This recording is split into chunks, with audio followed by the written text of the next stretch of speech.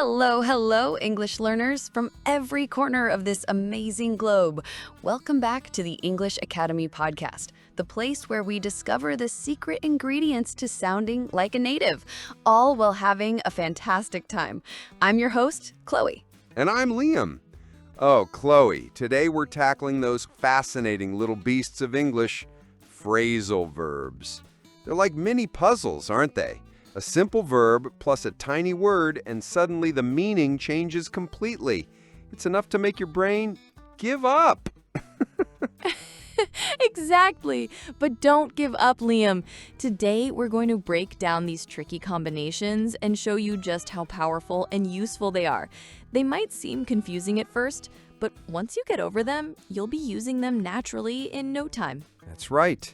Get ready to understand why look up isn't always about looking at the ceiling, and why a car can break down, but so can a person. It's going to be a blast, full of insights, laughs, and those essential verbs that truly make your English take off. But first, let's hear from our amazing listeners.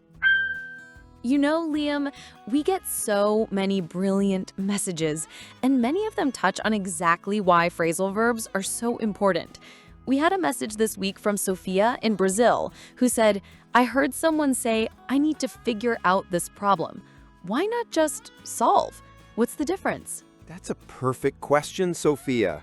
Phrasal verbs often add a layer of nuance or a slightly more informal, natural feel.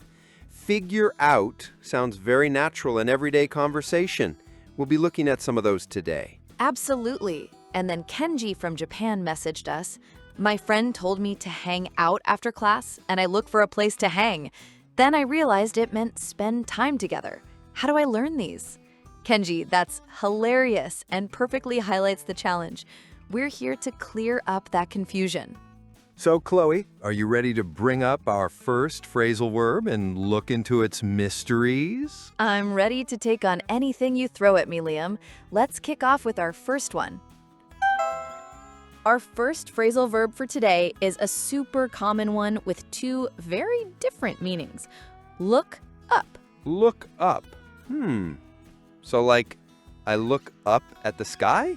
Exactly. That's one meaning. To raise your eyes to see something above you. Example, I looked up and saw a bird flying. Funny blunder. Imagine a boss tells their new employee, please look up the sales figures from last quarter. And the employee just stares intently at the ceiling. Oh, that's brilliant. I can't see them, boss. Are they stuck to the fan? So what's the other meaning? The other common meaning of look up is to search for information, usually in a book, dictionary, or online. Example, I didn't know that word, so I had to look it up in the dictionary. Or, if you need details, you can look them up on our website. Ah, so the context is key. If my friend says, I'll look up your address, they're not trying to find it on the ceiling, they're searching for it.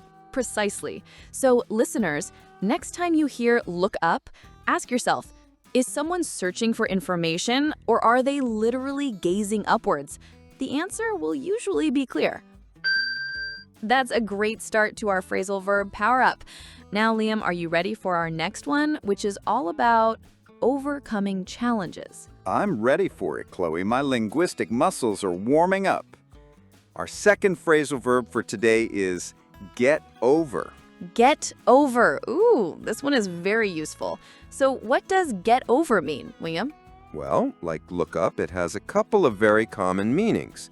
One meaning is to recover from an illness, a difficult experience, or a breakup. Example, it took her a long time to get over the flu. Or, he's finding it hard to get over his fear of public speaking. And funny blunder is imagine someone falls down and you say, are you okay? You need to get over it. And they try to physically climb over the spot where they fell? Like, no, not over the spot, over the feeling. So what's the other meaning? The other common meaning, literally, is to climb or step over something. Example, we had to get over the fence to reach the apple tree. Or, the dog couldn't get over the high wall. So if a friend is feeling sad after losing a game, you'd say, "Don't worry, you'll get over it," meaning you'll recover emotionally. But if there's a big puddle, you might say, "Be careful, you need to get over that puddle." Exactly. Context, context, context. So listeners, next time you hear get over, decide, is it about recovering from something or literally climbing something? The answer will usually be clear. 2 powerful phrasal verbs down.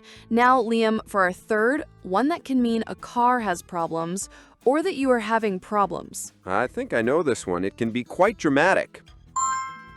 Our third phrasal verb is break down. Break down. Ah, yes. So what's the first meaning, Chloe? The most common meaning is when a machine or vehicle stops working. Example, my car broke down on the highway. Or, funny blunder, imagine someone says, "I really need you to break down this report for me," and you start literally trying to smash it into pieces. That would be a very literal and likely unhelpful interpretation. So what's the second meaning? The second meaning is when a person loses control of their emotions and starts crying. Example, after hearing the sad news, she broke down and cried. Or, he was so stressed, he just broke down. And there's even a third common meaning, which is to explain something complex in simple, easy-to-understand parts. Example, can you break down the instructions for me? They're a bit confusing. Or, let me break down the process step by step. Fantastic! So if I ask you to break down the budget, I don't want you to cry over it, nor do I want you to smash the spreadsheet. I want you to explain it simply. Precisely. So listeners, if a friend says, I need to break down my essay, they're not having an emotional crisis over it.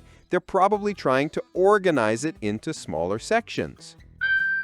Wow, Liam, what a fantastic set of phrasal verbs today. Look up, get over, and break down. They're so common, and now our listeners know exactly how to use them and how not to. We really have. And remember, everyone, the best way to master these phrasal verbs is to start using them. Think about which meaning fits the situation. Don't be afraid to try. Absolutely. The more you interact with these essential action words, the more naturally they'll become part of your own language. It's like adding new tools to your English toolkit. And speaking of interacting, we'd love to hear from you. Which of today's phrasal verbs was new to you? Have you ever had a funny misunderstanding with a phrasal verb? Let us know in the comments below. We love hearing your stories and seeing your progress. Yes, your feedback and stories are what keep us going and inspire new episodes. We're truly grateful for this global community we're building. Before we wrap up, Chloe, what's one final piece of encouragement you'd give to someone feeling a bit intimidated by phrasal verbs? I would say don't try to learn them all at once.